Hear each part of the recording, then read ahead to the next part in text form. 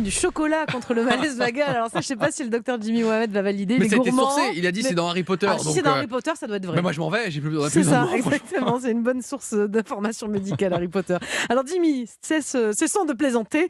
Je crois qu'on va faire un point. On avait fait le point il n'y a pas longtemps sur la syncope. Finalement, le malaise vagal, c'est un peu la même chose, non? C'est pareil? Bah, si on les appellerait pareil, si c'était la même chose. Bon, ce ne c'est sont pas pas pareil. deux Alors c'est synonymes. quoi le malaise vagal? Mélanie Gomez, voyons. Je Bon. pensais que vous aviez progressé à mes côtés, Allez, mais je pense allez-y. qu'il va falloir une saison prochaine pour qu'on soit ouais. encore plus performant. Alors, le malaise vagal, vous n'avez pas totalement tort. C'est un peu la même chose que la syncope. Fais juste du pipeau pour Bah, dans la faire son syncope, intéressant. Alors, il faut Allez-y, bien oui. comprendre que Mm. c'est une baisse de votre tension artérielle. Ouais. Dans la syncope, vous perdez connaissance. Et souvent, vous n'avez pas de signes qui vont vous annoncer que vous allez perdre connaissance. Alors que dans le malaise vagal, c'est assez progressif. Vous sentez le malaise On le arriver. sent venir. Exactement. Vous dites, ouh là là, Comme je me sens pas Voldemort. bien. Exactement.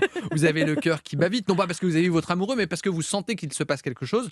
Vous avez la vision qui va un peu devenir trouble. Vous allez avoir des bouffées de chaleur. Vous allez devenir tout pâle ou toute pâle. Et puis, vous allez tranquillement, non pas perdre connaissance, mais sentir que vous devez vous allonger, car c'est la seule façon de pouvoir faire monter votre tension. Pourquoi on dit vagal?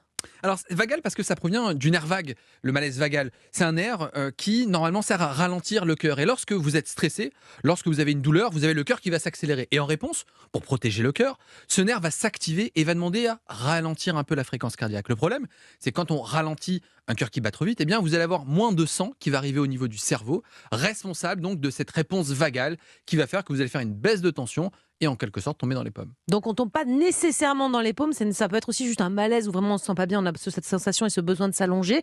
Comment on est sûr d'ailleurs si la personne tombe dans les pommes, pour le coup à cause d'un malaise vagal, que c'est ça et pas un arrêt cardiaque par exemple? Bon, parce que la personne, elle ne perd pas connaissance. Dans un premier temps, elle respire, et elle est ça, c'est consciente. important. Ouais. Elle va dire, oh là, là, je me sens pas bien, elle va s'allonger, elle va être un peu palote. On va lui surélever les jambes, car c'est la seule chose à faire. On a parlé, on a entendu le chocolat, la boisson sucrée, ça n'a aucun intérêt. Vous surélevez les jambes, et si ça vous arrive, vous vous allongez, même si vous êtes dans le métro, ça arrive souvent dans des atmosphères un peu confinées. Un peu Vous- chaude. Exactement. Ouais.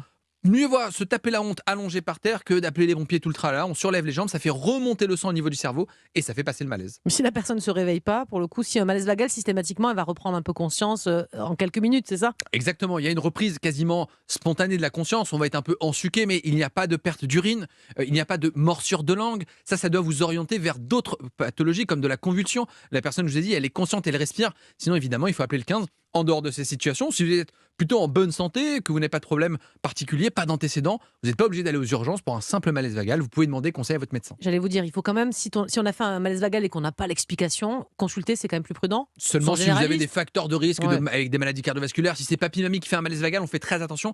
C'est quasiment exceptionnel chez la personne âgée, Ah oui. sans cause sous-jacente. Elles ont le droit de faire de la déshydratation, une hémorragie ou un accident cardiaque avec un point de départ, un malaise vagal. Donc soyez prudents chez les personnes un peu fragiles. Très bien, merci beaucoup Jimmy pour ces explications. Très claires, comme toujours, presque autant que dans Harry Potter.